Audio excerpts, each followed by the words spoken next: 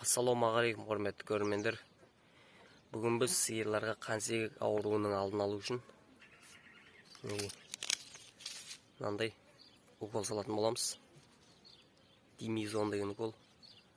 Каналға тіркеліп, лайк басып, видеоны тамашалаңыз.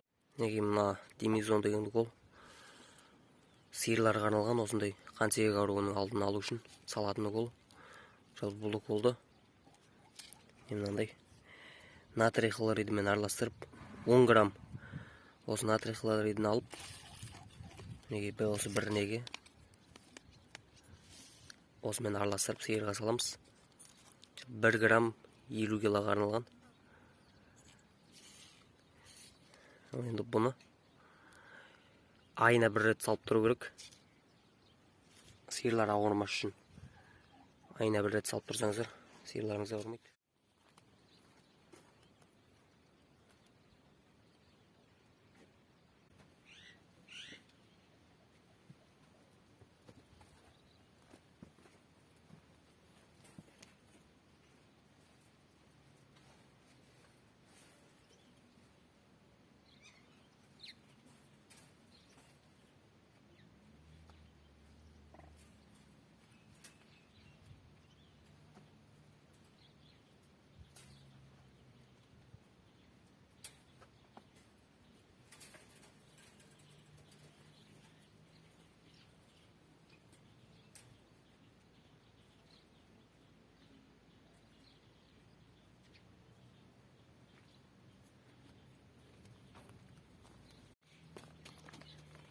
Енді уколды дайындап аламыз.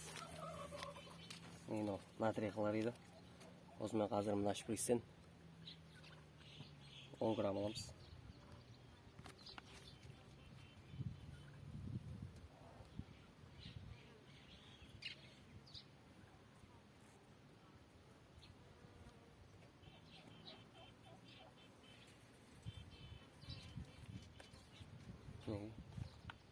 Енді осыны мынаның бір бұрышын тесеміз.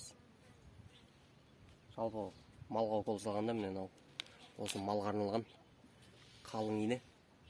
Осы инемен салу керек, жіңішке ине болмайды. Осыған бір бұрышын тесіп салып, жақсылап араластырамыз. Жақсылап араласып, ішіндегілердің бәрі еріген соң, мынау шприцпен қазір бұл сиырға 5 грамм саламыз. Соны алғанда міне мындай сары укол болып шығады. Сол 5 граммда жаңағы сиырға саламыз.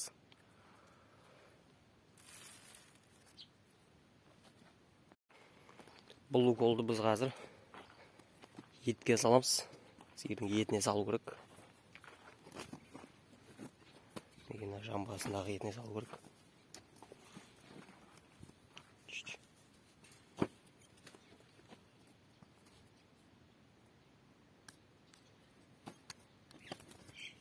Мына сиырдың бүйтіп жамбасына тығып осылай салдық.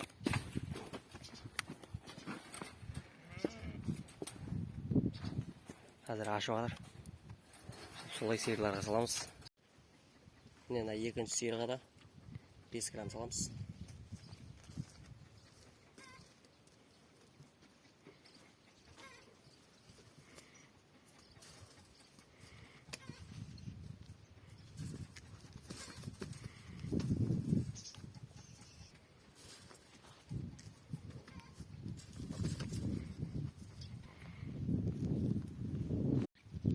Бұл уколды салған кезде, егерде сүтті сиыр болса, сүтін 3 күн жеуге болмайды, ал етін 21 күнге шейін жеуге болмайды.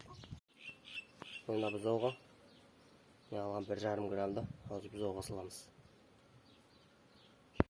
Жалпы осындай уколды айына бір рет салып тұру керек сиырларға. Сиырлар ауырмайды. Және мынау сиырлар малдар кенелегенде 10 литр суға мұнан қосып араластырып шашу керек. Қораға шашуға да болады. Мынау қотырдың уколы. Бұл да сол 50 килоға 1 грамм. Ал құрметті көрермендер, видео ұнаса каналға тіркеліп, лайк басып, комментарийге өз ойларыңызды жаза кетіңіздер. Келесі кездескенше сау болыңыздар.